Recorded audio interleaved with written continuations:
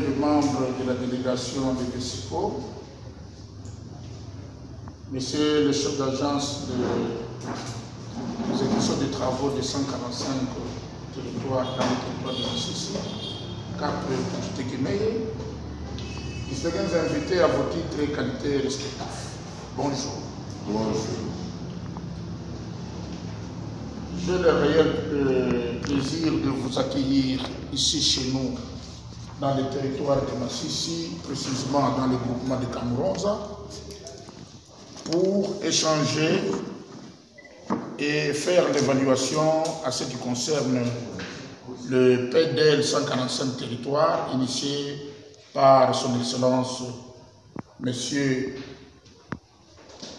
le Président de la République, chef de l'État, commandant suprême des forces armées de la République démocratique du Congo et de la police nationale congolaise, son Excellence Félix Antoine Tshisekedi Tshilombo, qui a initié ce projet, une feuille de route qui vient soulager la population de mon entité en vue de pérenniser le développement. Certes, il y a d'autres qui se posaient des questions, soit disant que le projet de 145 territoires était un slogan, mais c'est une réalité. La matérialisation de ce projet est en train de se faire voir. Et la population, ils sont en train de s'approprier de ces projets à caractère de développement pour assister la population qui a beaucoup souffert. Vous allez voir que le territoire de Massissi, c'est parmi les territoires qui a une population plus ou moins de 1 025 000 hommes, dont la superficie est de 4 735 km². Et vous allez comprendre que ce territoire a au moins 2 chefferies, à savoir la chefferie de Bachali et la chefferie de Baoundé. Et 2 secteurs, le secteur de Katoyi et le secteur de Osobano. Et vous allez voir que cette population qui a vécu un grand temps record de guerre et le social et le vécu quotidien de la population semble être précaire par rapport au nombre de déplacés. Vous allez voir que dans les Massissi, Petit Nord, le nombre de déplacés internes est plus ou moins de 21 188 déplacés. Et dans le Massissi Nord, dans les Bachali, c'est 123 202 déplacés. Actuellement, avec la situation de Rutshuru, vous allez voir qu'il y a des déplacés, ceux qui ont quitté Rutshuru pour venir ici.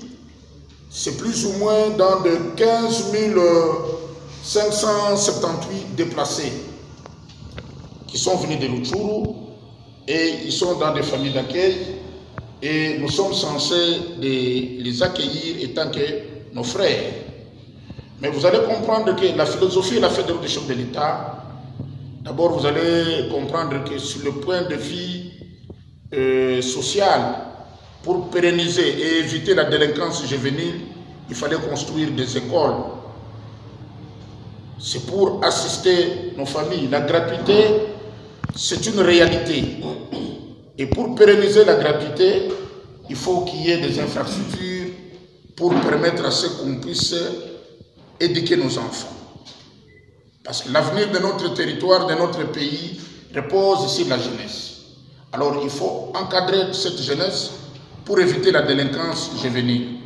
Vous allez voir que s'il n'y a pas d'éducation, le taux de la délinquance sera plus élevé, plus supérieur, et il fallait envisager un mécanisme pour arrêter l'hémorragie de la délinquance. Mais aussi sur l'aspect sanitaire, il fallait construire des hôpitaux. Parce que vous allez voir que la population ici chez nous souffre. L'accès pour les soins, ça doit se faire d'une manière ou d'une autre pour assister cette population qui a tant souffert. Et vous allez voir que dans le territoire de Massissi, nous avons au moins 4 zones de santé, 3 qui sont opérationnelles Vous allez voir que la zone de santé de Kiroche, c'est dans la chefferie de Baoundé. Zone de santé de Massissi Centre, c'est au niveau du chef-lieu du territoire, mais dans le secteur de Osobanyungu. Zone de santé de Mouesso, c'est dans la chefferie de Bachali. Et les zones de santé qui sera bientôt opérationnelle, c'est au niveau des Katoï, zone de santé de Katoï. Donc nous attendons une commission d'affectation pour ceux qui vont commencer à travailler là-bas et un acte juridique que la hiérarchie pourra bientôt poser pour que ça soit opérationnel. Et vous allez comprendre que par rapport à la population, l'état des lieux statistiques demande qu'il y ait les infrastructures à caractère social pour assister tant soit peu notre population. Raison pour laquelle l'initiateur de ce projet de 145 territoires, il a songé dans un premier temps commencer d'une manière palliative pour construire d'abord les hôpitaux, les écoles et poursuivre d'une manière ou d'une autre pour la continuité par rapport à la feuille de route que le gouvernement a essayé un peu de mettre sur place. Et nous, étant que président du comité de suivi, nous sommes là pour faire le suivi, que ce soit en amont, que ce soit en aval. Et c'est pour non seulement faire pousser l'agence d'exécution, mais aussi c'est pour essayer un peu de faire le suivi qui est un vécu quotidien en vue de la matérialisation de ce projet qui sera bientôt inauguré. Raison pour laquelle nous voulons encore vous souhaiter bienvenue. Vous vous êtes déplacé, moi aussi j'ai quitté Massissi pour venir ici trop tôt les matins. Je me suis réveillé à 4 heures pour que j'arrive ici à temps, pour que nous essayions un peu de faire l'évaluation ensemble. Et s'il y aura des recommandations, s'il y aura des observations à faire, nous aurons à les faire ensemble. Bref, c'est ça la situation. Mais vous allez voir que nous vivons dans un climat qui est un peu très compliqué, il pleut chaque jour. Alors vous allez voir que le timing qu'on a accordé, mais cela n'empêche, vous allez voir qu'il y a toujours eu des paradoxes par rapport à l'état de la route, là où l'accès n'est pas facile, mais nous continuons toujours à le faire. Vous allez voir qu'il y a eu des endroits qui étaient dans le projet selon les recommandations, mais nous, en faisant une étude de faisabilité ensemble, on a fait une réunion avec les structures étatiques et non étatiques pour voir quel est le mécanisme. Là où il n'y a pas d'accès, il fallait délocaliser tout en restant toujours dans la même configuration et de ne plus aller en dehors de cette configuration pour ne pas biaiser ce que nous sommes en train de faire comme travail. Raison pour laquelle moi je voulais encore vous dire un grand merci pour le chapeau. Comme vous venez de nous visiter, ça nous donne encore un réconfort. C'est le sentiment de joie de voir que quand vous êtes en train de projeter un projet et il y a un suivi, ça fait aussi la fierté. Merci beaucoup, monsieur le colonel, administrateur du territoire. Merci beaucoup, monsieur le chef du mouvement. Merci beaucoup les amis qui sont ici présents, qui nous ont fait l'honneur de nous accueillir en ce jour, puisque nous considérons que votre présence ici constitue un grand honneur pour nous. Effectivement, vous avez très bien résumé la situation. Le président de la République, son Excellence, M. Félix Antoine Tshisekedi Tshilombo, a initié le projet de développement local de 145 territoires. Dans cet ensemble, nous qui sommes au BCECO, Bureau central de coordination, nous sommes présents dans 9 provinces, représentant un ensemble de 48 territoires. C'est ce qui justifie notre présence ici. Sur le plan opérationnel, je pense que par rapport aux autres agences d'exécution, le BSECO est en avance puisque partout où nous sommes, nous avons déjà commencé les travaux de construction des infrastructures de base, notamment les écoles et les centres de santé. Et bientôt, on va aussi commencer la construction de bâtiments administratifs pour restaurer l'autorité de l'État. Notre présence aujourd'hui en ces lieux, c'est pour voir effectivement ce qui est fait.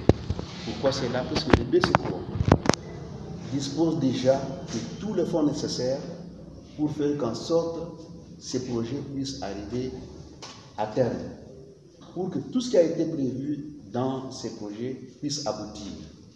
C'est pour cela que dans notre approche méthodologique, le BSECO a divisé le travail en deux parties. Il y a une première partie qui a été confiée aux agences locales d'exécution, par exemple CAP, c'est ça. Et là, cette première partie représente entre 30 et 40% de l'ensemble de ce qui doit être fait. Et le reste là va être confié aux petites et moyennes entreprises. Et nous venons de terminer en ce mois-ci le processus de passation de marché avec la Direction générale de contrôle des marchés publics, puisque c'est eux qui devaient donner l'avis final. Pourquoi est-ce qu'on a pris cette approche? C'est pour nous permettre d'aller beaucoup plus vite. Parce que si on devait suivre le processus avec les petites et moyennes entreprises, ça prend un temps un peu plus long. Or, nous sommes dans un programme qu'on peut dire d'urgence dans la mesure, comme l'a dit le colonel, on a introduit la gratuité de l'enseignement au primaire. Le nombre d'élèves a automatiquement augmenté. Il fallait donc répondre à ces besoins et on a lancé donc ces projets ici avec les agences locales d'exécution. Il y a aussi le président de la République qui parle souvent des soins de santé universels. Comment voulez-vous donner des soins de santé à un endroit où les centres de santé se trouvent à 40 km?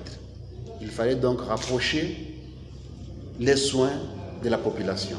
C'est dans ce sens qu'une cartographie a été faite et le colonel a dit pour essayer de rester dans la même zone. C'est en fonction de la disponibilité des soins de santé dans chaque zone qu'on a établi cette cartographie et nous avons donc commencé les travaux.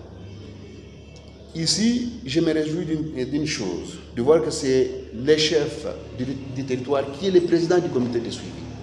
Puisque ce qu'on reproche beaucoup, c'est le fait qu'on commence certaines choses.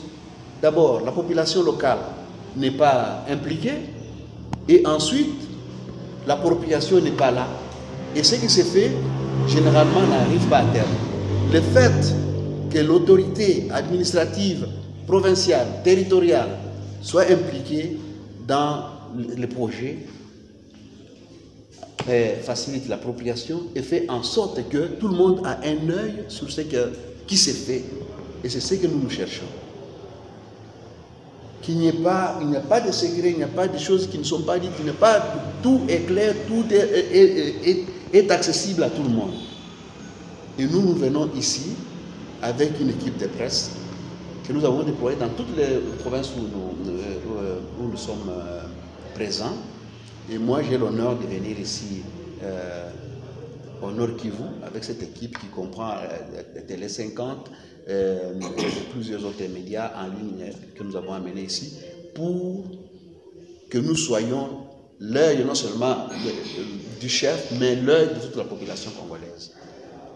C'est pour ça que nous sommes là, pour voir ce qui s'est fait. Nous ne voulons pas des projets mornés, nous voulons des choses qui avancent. Et on a établi un chronogramme. Et c'est ce chronogramme-là que nous voulons voir avec vous sur le terrain, pour voir est-ce que ça avance.